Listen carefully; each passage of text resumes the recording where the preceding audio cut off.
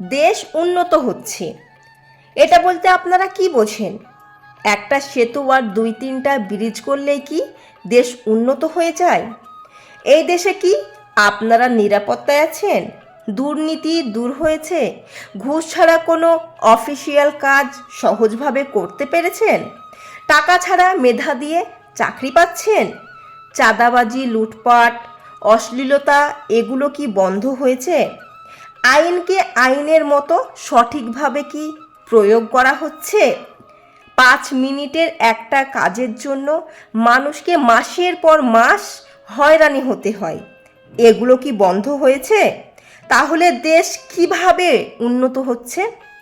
যে টাকার উপরে জনগণের হক, সেই টাকা বিদেশ পাচার হয়, অথচ মানুষ বাজার করে খেতে পারে না।